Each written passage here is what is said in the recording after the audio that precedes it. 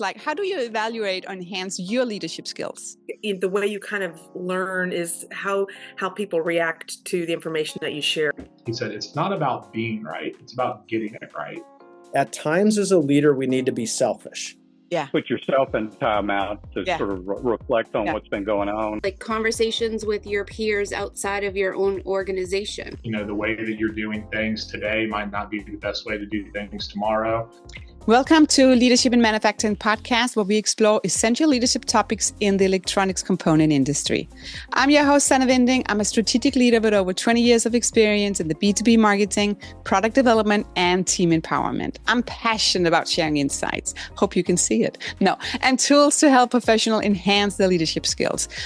We just want to become better leaders, and we should have this drive. In today's episode, we're exploring how to assess and also enhance leadership skills in the manufacturing and distribution sector. Joining us again are Zutz, Akery, Tobi Cornell, Maryellen, Waldom Tobin, and Brunson, and they all share their insights. So what are you going to learn today? You're going to learn about the importance of personal connections, self-awareness, regular feedback. It is important with the feedback, continuous learning, adaptability, and strategies for maintaining team cohesion. We're also going to discuss how you recognize your leadership DNA and also effective reflection techniques. So listen, because you're going to get some practical advice on becoming a much more effective leader in our industry. So tune in and enjoy. Welcome to Leadership in Manufacturing podcast. I'm your host, Sannah Vinding, and thank you for listening in today. In this episode, we're going to explore key questions about leadership in distribution and the manufacturing sector. So what does leadership truly mean, and how can it impact your journey? Hopefully that's why you're listening today. So let's learn.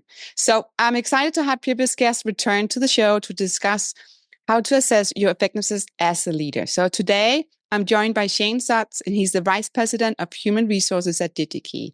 So, Shane, welcome. I'm so happy to have you back here on the show.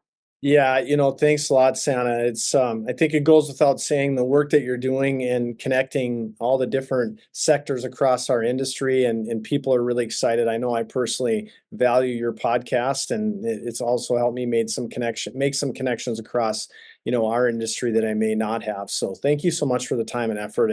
And I'm so happy to be back as well, because it's fun to be able to talk about leadership. I like that. So getting a little bit more personal about you. So how do you evaluate, or how do you enhance your own leadership skills?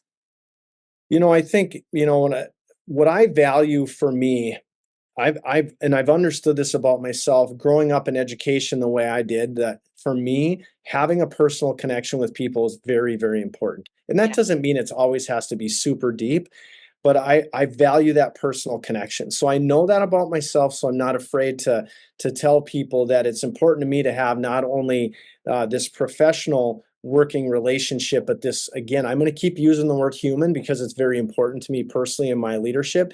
Yeah. But can I, checking in on their kids? Do they ask about my family? Can we start our team meetings, which I did today? What did we do this weekend? And we're all laughing about some funny things within the team. Yeah. But I think that for recognizing those things that you need to have as a leader is really important. So one of the things that I spend time talking about with leaders is, at times as a leader, we need to be selfish. Now, most people say, hold on a minute, leaders aren't supposed to be selfish. And you're right, they're not. But sometimes selfish is understanding what you need and helping others understand that with your team. What are those things that make you most impactful as a leader? What are those things that help you reach extra goals and priorities because they're important to you? And for every single one of us, they're different. So for me, I value that human connection with people. Yeah. There's other things that I value is the ability to, I love plans, like not deep, crazy, wide strategic plans, but having a roadmap that we're all collectively working towards. So I'll just stop there, but there's two examples of those are important to me. And if you ask any member of my team, and you did interviews with them on the side, they would be able to tell those things. And that's not because I make them do it. It's because I tell you that that's what I value and is important to me to be more successful in my role. And they embrace helping me do that. Yeah. And so then as a leader, not only does that make me more effective, but it also will help make them more effective because I'll be able to turn that conversation with them as well. Yeah, and I like it because, again, a team changes, right? You have people leaving, you have people onboarding.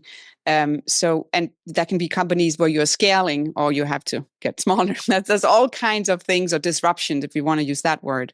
So you have, as a leader, you have to be dressed for being able to be that flexible, right? And if you don't, as you're just saying, spending time of being selfish, you won't succeed. So I think it's so fair to say that you need to be selfish sometimes and look inside.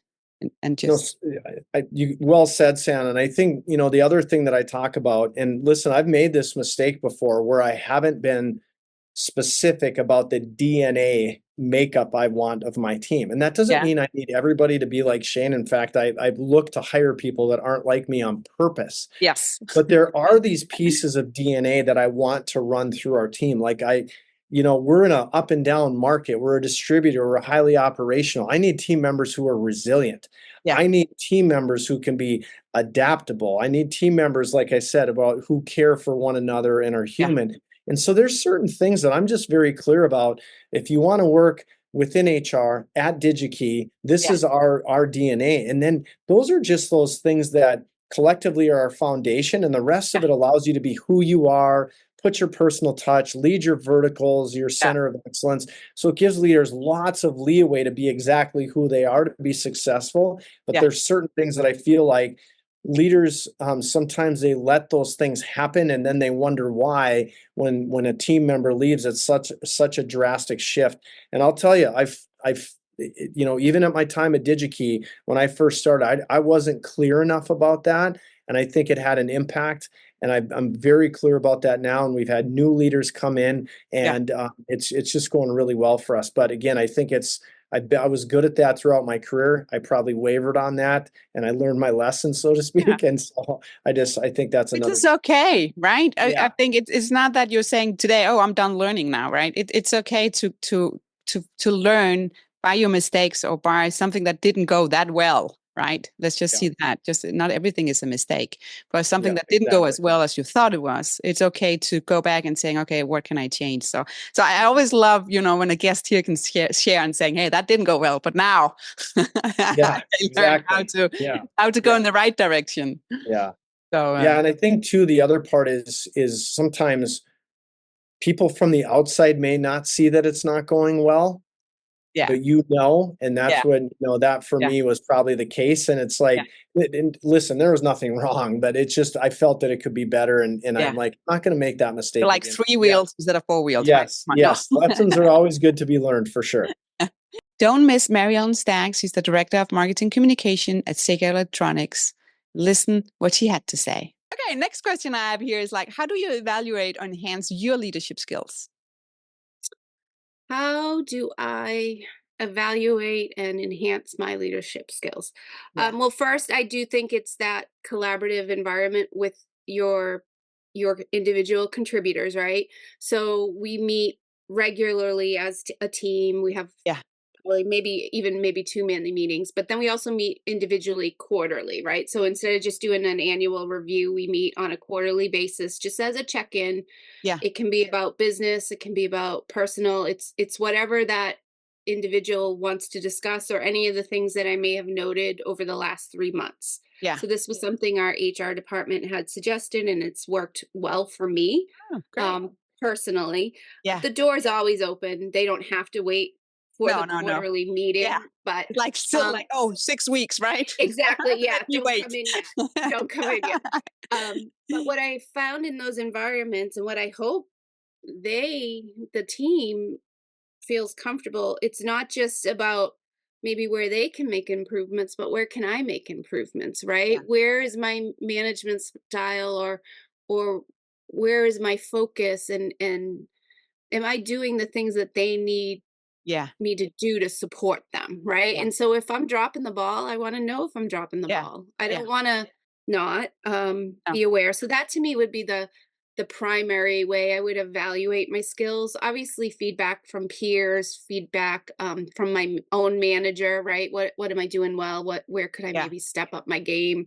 Yeah. Those are all important in terms of evaluation. And then I think these types of things, right, Sannah, like conversations with your peers outside of your own organization, right? We live in these little microcosms, and if we don't look outside of our own four walls, right, what am I learning? I mean, I might learn from my colleagues that I'm working with, but we're in the same boat, right, day in and day out. If I don't understand other people's experiences, what other businesses are going through, that to me, so that networking piece is critical to your own personal and professional development.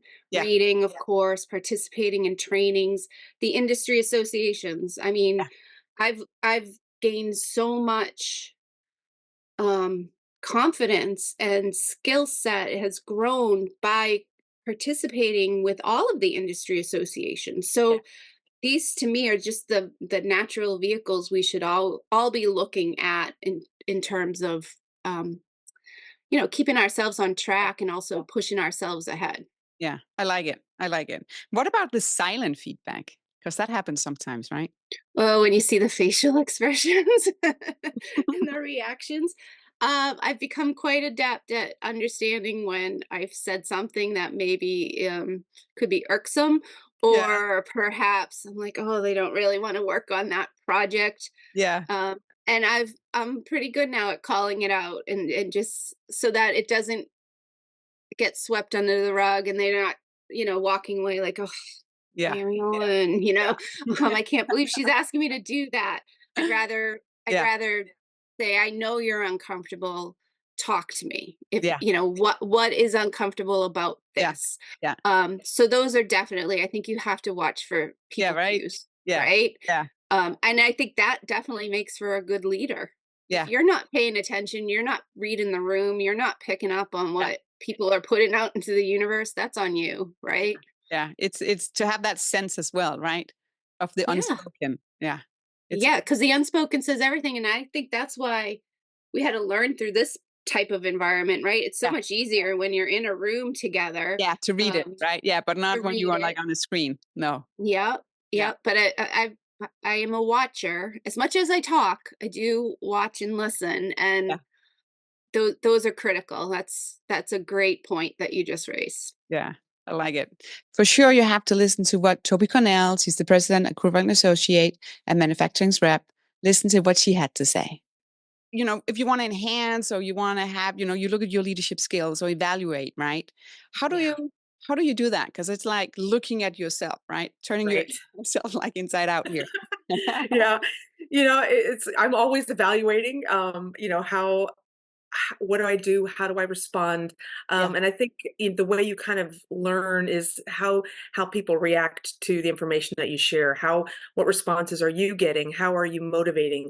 Is this working? Is this not working? And if you never learn and try and find new ways to express what you're doing, express how you're leading your group, work together with the team. If you're not always striving to find better ways to do it, you're going to get into a rut and something that may not work. And it may not, and every single person reacts a little differently to different sets of information. So you've got to learn to be flexible in working with a lot of different types of people. Yeah. What about the feedback where there's no feedback at all or there's no action, right? It's the silent. What do you do here? That can be a little stressful, right? When there's no comments. So I think the kind of, and I tend to talk when there's quiet. If there's no response, I'll tend to fill the silence. So you ask more questions, try and find another way to pose what you're asking, to rephrase it a little bit, to kind of give an example of this is how I might do it. What do you think? Or to try and instead of demanding a response, trying to engage or elicit one. Yeah. I like that. Yeah. It's getting that dialogue, right? And the communication that flows both ways. That's right. One way will not work. It's got to be a dialogue. Absolutely. Don't miss Don Akery. He's the Chief Executive Officer at Waldom Electronics. How do you then evaluate or enhance your leadership skills? What do you do?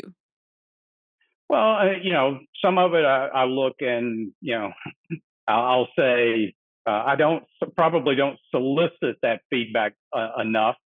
I'm more about, I don't ask for it directly. I do try to pick up and sometimes when I get frustrated, I evaluate my leadership and start asking the question, well, maybe my frustration shouldn't be on the person who's not responding or not accomplishing what I'm looking for. Yeah. Maybe I should be looking back at me, and did I not communicate clearly? Did I not, I'll say, draw the vision for them of where we could go or where success.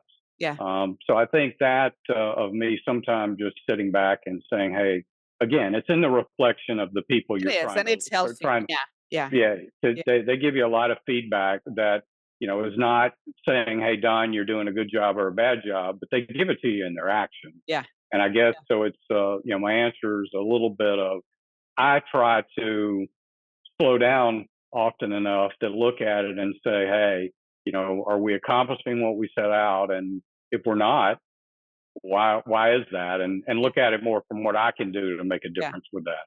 Yeah. No, it's good. I think it's good to do it's a reflection, right? You're reading the room, or you're reading what's in between the lines, right? Because maybe somebody won't go up to you and saying, hey, you are doing a bad job. Well, in most cases, they will never do that. Yeah.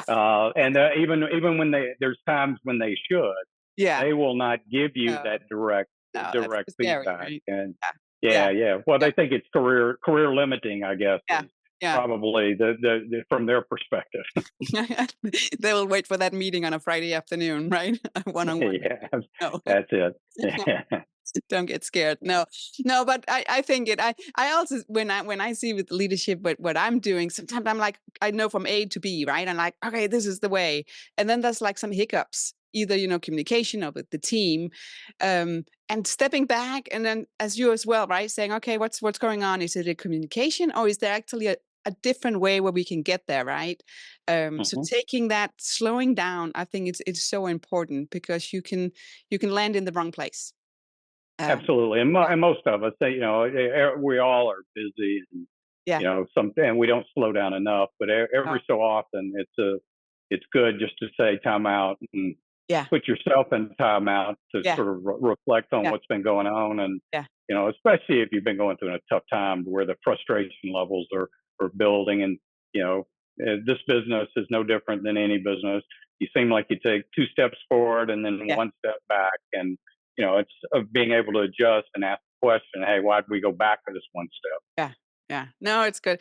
I think when I walk the dogs, that's where I get some good reflection. Actually stepping away, turning that computer, just saying, sleep a little bit. Because when you sit there and everything just pops up, right? Somebody's messaging you. Then there's the email you had, right? Getting away and get that reflection, even if you're like traveling as well for business. Yeah, I do that. I use the airplane for that. That's a total disconnect from me. And I have lots of flights, so I use that in order to sit back and say, you know what? Nobody's going to call me. No email's going to, are going to come in, and just let me think about what's been going on. I do also. I get up in the mornings and I do a little bit of exercise or something. So I use that to clear the mind and get the bad thoughts out of it. But the reflection piece of it's typically done on an airplane. Yeah. Rob Brunson, he's the Vice President of Sales and Marketing at Wallace Electronic Sales. He had some really great insight. Listen here. So I really like that you're saying, how you're looking at your team, all right? And saying, you're open, you can help. How do you then, how do you become a better leader, or how do you learn so you can observe and you can provide the answers, or you can provide the support? How do you improve? Yeah, so I think you need to be introspective a lot and understand that you don't have all the answers. And sometimes, the way that you're doing things today might not be the best way to do things tomorrow. Yeah. And maybe the way you did things 5 years ago aren't the best way to do things today. Yeah. And then the other part of that is just reading, people who are much smarter than me, listening to people who are much smarter than me, listening to successful people, listening to thoughtful people. And then you have to take that information and figure out how you can apply it to your life, to your organization, to your family, to your friends. And you slowly, you're almost piddling, right? You tweak here, you tweak there, you tweak here, and then ultimately you're just constantly trying to improve. And sometimes you have to slow down in order to speed up, right? So sometimes I think people want to be full systems go, which is fine. But, when someone's coming to you with a problem, you almost have to slow down, process what they're telling you, so then you can really try to help them. But for me, it's really a level of trying to be introspective, trying to be empathetic, always trying to put myself in your shoes or my employee's shoes or my family's shoes, and say, well, how do they feel? What are they dealing with? And try to really internalize that. So if you can feel the way they're feeling, think the way that they're thinking, then you can apply your own logic and leadership skills and try to offer them a solution. So it's really a level of being able to look inward and understand that you don't have all the answers. And, one of my coworkers, Dylan, he has a really good saying. We used to actually work at a restaurant together. And, when I was really young, I wanted to be right. I always wanted to be right. Right. And this was when I was 18, 19, 20 years old. I just wanted to be right, and I wanted you to be wrong. And one of the things he told me, and I still think about this to this day, I tell him this all the time. He came up to me and he goes, Rob, he said, it's not about being right. It's about getting it right. And I think that's really important from a leadership perspective, right? Maybe there's a situation where you're not right, but there's a situation where you can get it right. And that's best for everybody. So it all comes back to being able to look internally. Yeah. And let's not forget Walter Tobin. He's the CEO, EVP at Electronics Representative Association, the ERA, and listen to what he had to say. What about yourself on how do you reflect, right, on your leadership skills and how do you evaluate them? Well, I think it's, as we just talked about, I think you really need to establish an open dialogue with the people on your team. There's a responsibility of the leader to communicate to the team. There's also a responsibility for the team to communicate to the leader. And I think that in many cases, that responsibility should be encouraged, should be nurtured, so that people aren't afraid to disagree with whatever you're saying or to voice their opinion. I think you want to encourage initiative, to ask people, what do you think we should do, and encourage them to, if you think that's a good idea, go off and do it on your own, do it the way you think it should be done.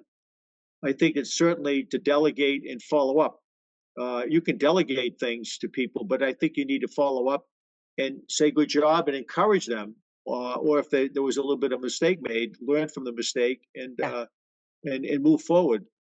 I think that in many cases, I look at myself in how the team has become confident in what things I can let go of and know that things are being done, and instill the confidence in them to go do what they need to do.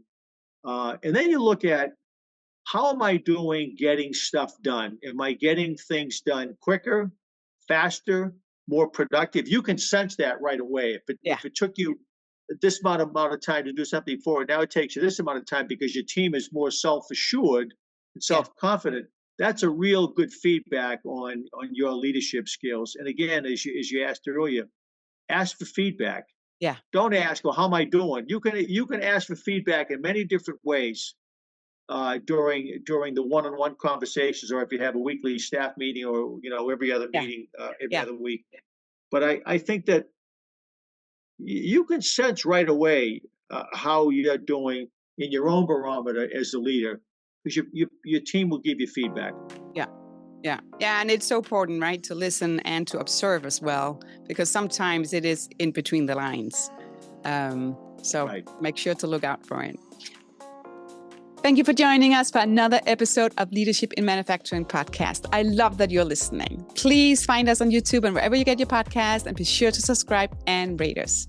Also, follow our LinkedIn page and Instagram, and check out leadershipinmanufacturing.com for previous episodes, blog posts, and our newsletter. So let's continue this journey together to become better leaders in the electronics industry. Remember, stay curious, keep learning. See you next time.